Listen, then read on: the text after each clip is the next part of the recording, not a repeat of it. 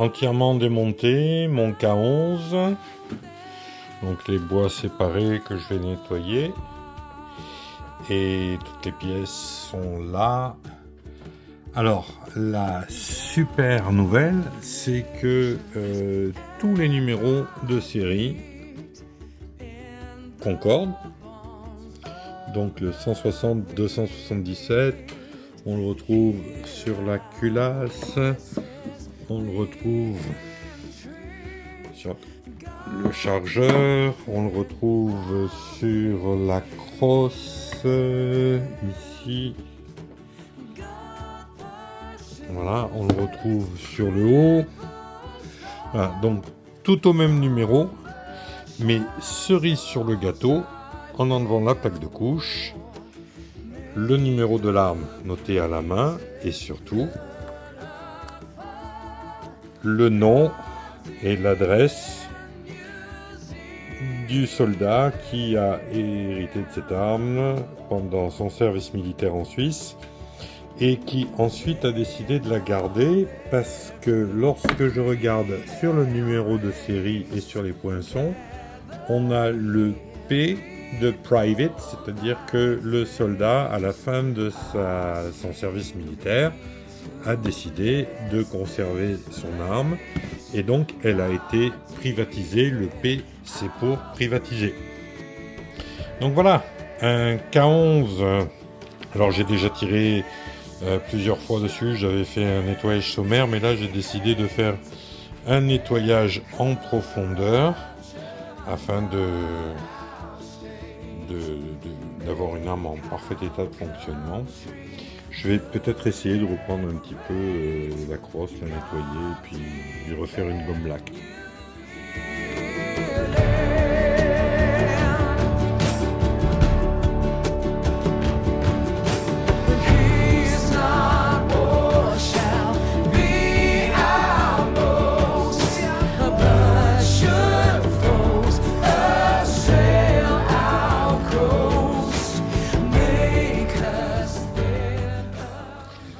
Alors voilà une vue dont je ne me lasse jamais.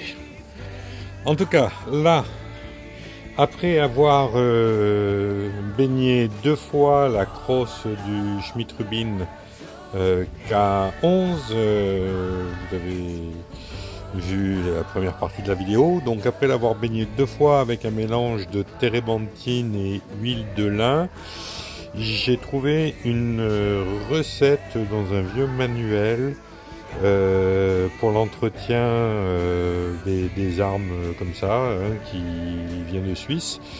Donc le manuel disait qu'il fallait régulièrement passer un encaustique sur la crosse et j'ai trouvé la recette.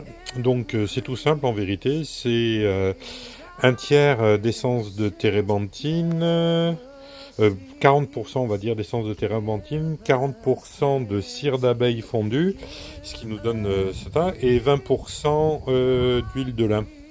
Donc j'ai fabriqué l'encaustique avec la cire de mes ruches, et là je l'ai appliqué donc comme ça. Il faut le laisser poser pendant ensuite une demi-heure, puis à l'aide d'un sèche-cheveux tiède, il faut chauffer le bois, continuer à masser, puis essuyer avec un chiffon en coton de préférence. Il y en a qui disent à la paille de fer pour avoir un truc, un rendu plus égrené, mais bon, voilà, tout le monde ne préconise pas. Puis pendant qu'il est en train de poser, là ça fait à peu près un quart d'heure, et j'en ai profité donc pour nourrir le cuir de la sangle qui est d'origine, et de la cartouchière qui elle aussi est d'origine. Donc la cartouchière, on peut mettre 2 clips de 6 cartouches dans chaque côté, ce qui représente 24 cartouches. Et puis la sangle, c'est la sangle typique des K11. Alors j'ai enlevé la petite accroche métallique parce que quand on tire, l'accroche elle est collée contre la joue et c'est ni confortable ni très sécuritaire. Donc j'ai enlevé, puis là je la remettrai directement dans le bois derrière la barre. J'ai vu aussi sur un site de tireurs suisses que la plupart des gens l'enlèvent. Pour les traiter, quand le cuir est vraiment abîmé, moi j'ai rien trouvé de mieux que ça. Donc ça vient de chez Decathlon, c'est une graisse de cuir pour les selles généralement, ou les harnais. J'ai acheté ce pot de 500 ml, je crois que j'avais dû payer ça 8 € à l'époque. Et c'est vraiment increvable. Le pot ne descend pas, on en utilise peu, mais ça a un impact. Vraiment, cette graisse, elle a tendance à rentrer dans le cuir en profondeur et à le nourrir en profondeur. Donc, je traite tous mes cuirs avec. Voilà. Et voilà. Remonter. Nettoyer. Terminer. Graisser. Prêt à aller au stand. Donc ce K11, il est de 1927, date de fabrication. J'ai envoyé le numéro de série et j'ai eu la date de fabrication sur le site là. Il est de 1927, 99 ans, bientôt 100 ans. Et il tire plus droit que le tireur. En tout cas, voilà, c'est un vrai plaisir dans son calibre d'origine en plus, donc ça c'est bien. Il n'a pas été rechambré et avec la petite plaquette, comme je le montrais sur les photos, là, la petite plaquette qui dit à qui il a été attribué et l'ensemble des informations.